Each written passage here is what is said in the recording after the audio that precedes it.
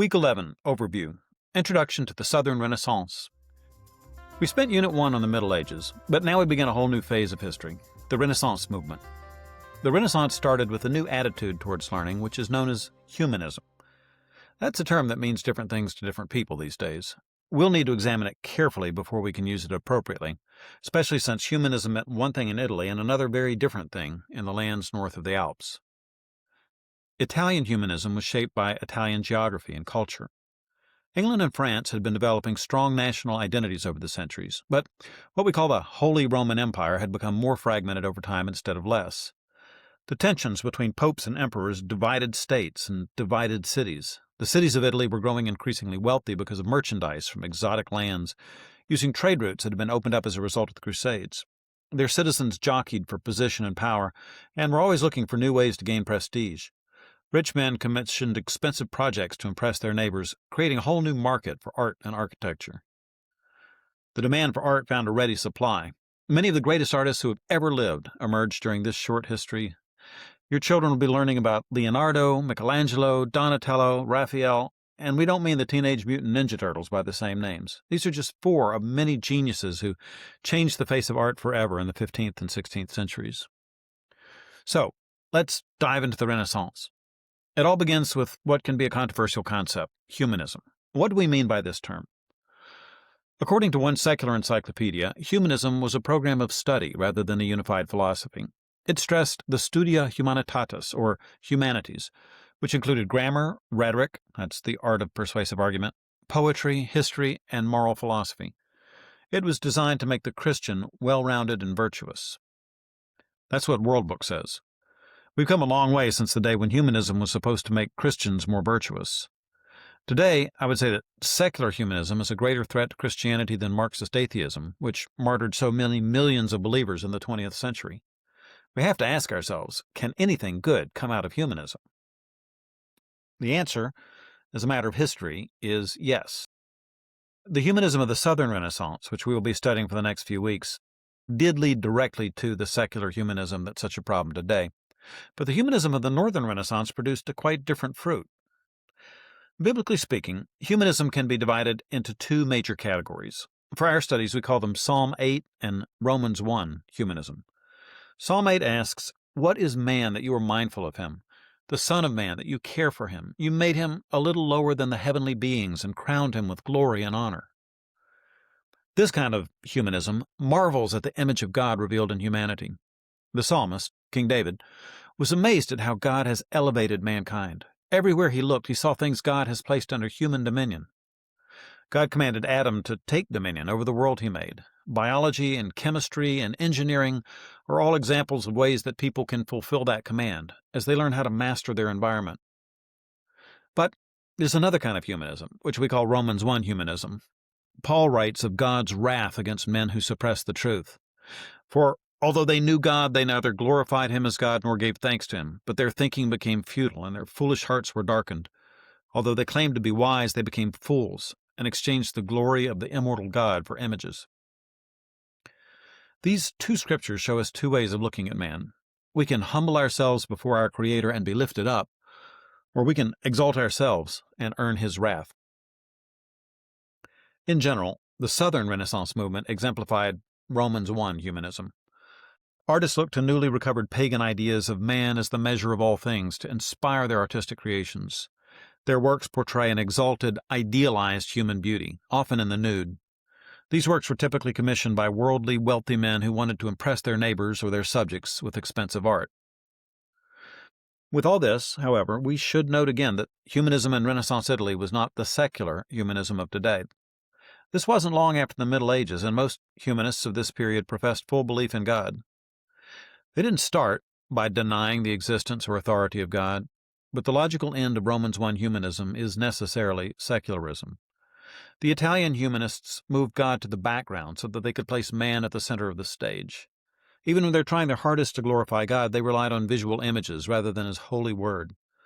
We'll see how that worked out as we continue our study of history. Psalm 8 humanism, by contrast, puts the spotlight on man so that we can see God better. We'll see how that worked out in the Northern Renaissance during Week 16. For now, though, let's concentrate on the south. In the 15th century, the Italian peninsula was not one single country. The lands we now think of as Italy and Germany were part of the so-called Holy Roman Empire. All through Unit 1, we noted how this empire was divided. Divided by the Alps, divided by language, divided by tensions between rival powers. Popes deposed emperors and emperors kidnapped popes, and for a while, during the Great Schism, not even the most devout Roman Catholic could tell which church he was supposed to go to. Because of this, what we now think of as Italy was divided into many autonomous city-states. If you've read much Shakespeare, a lot of the names will be familiar. He wrote plays set in Rome, Florence, Venice, Padua, Mantua, Verona, Naples, and Messina. Each of these small states had its own government, the Duke of Milan, the Doge of Venice, and so forth. The Pope ruled Rome and the Papal States directly, but other cities had their own monarchs or were self-governing republics. Venice had been a republic since it began in the 800s, as had its arch-rival on the other side of the Italian peninsula, Genoa.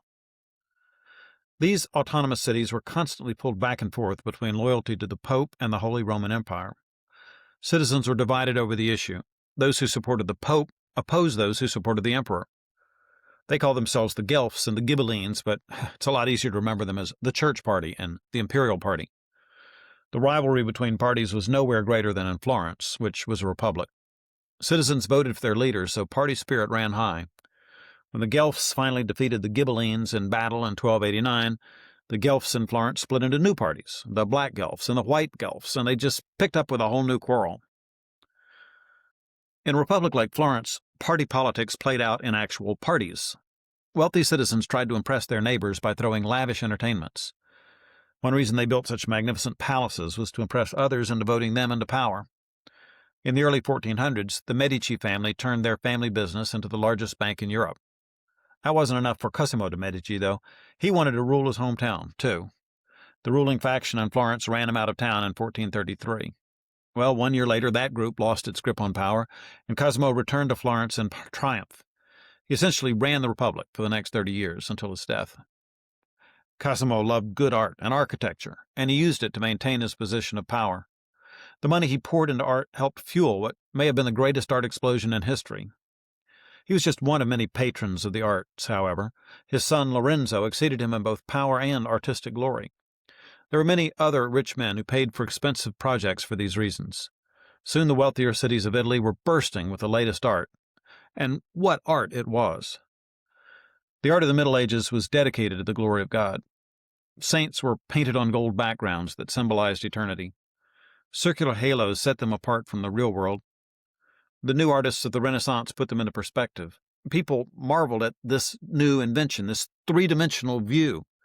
Filippo Brunelleschi of Florence invented the artistic technique of point perspective, which makes parallel lines converge on the horizon. After millennia of flat painting, suddenly everything was three-dimensional. A whole new generation of artists took full advantage of this and other new techniques. Younger children will be covering them all this week, including some of the biggest names of Renaissance art like Leonardo da Vinci, Michelangelo, Raphael. Older students will spend the week focusing on the early Renaissance artists, the ones who came before Leonardo. Dialectic and rhetoric students should learn about pioneering artists like Giotto, Brunelleschi, and Donatello this week.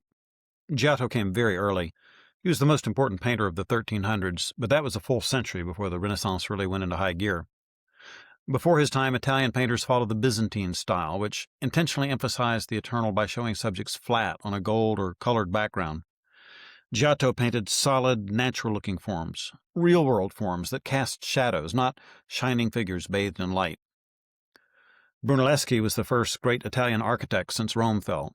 He started off as a goldsmith, but he had a whole range of interests. His study of mathematics helped him unlock the secrets of linear perspective, which made it possible to show depth on a flat surface. Brunelleschi competed with another Florentine artist for the commission to create the doors of the cathedral baptistry. His rival, Ghiberti, won the commission and spent 50 years sculpting what had been called the Gates of Paradise. Ghiberti's student, Donatello, became a master sculptor, who finally brought Italian sculpture back to the greatness it had known during the Roman Empire. Younger students may not know all these names, but they should know Leonardo da Vinci. He carried the realism of these earlier painters to new heights. Leonardo replaced the flat gold backgrounds in the Middle Ages with blue mountains that faded away into the distance. His Mona Lisa is easily the most famous painting in the world. If you get a chance to look at a copy of it, note how the background uses blue color and haze to fool your eye into thinking it's far away. Leonardo invented those techniques, and countless others. His interests were so diverse that he seldom finished what he started, but he left behind notebooks filled with drawings of everything from helicopters to submarines that he wanted to build. These wide-ranging interests are what make Leonardo a prime example of the ideal of the Renaissance man. Leonardo may have painted the most famous picture in the world, but his younger neighbor Michelangelo Buonarroti rivals him for the title of the ultimate Renaissance man. Michelangelo's 18-foot-tall sculpture of David may be the most famous statue in the world. He left Florence to paint the ceiling of the Sistine Chapel for Pope Julius II.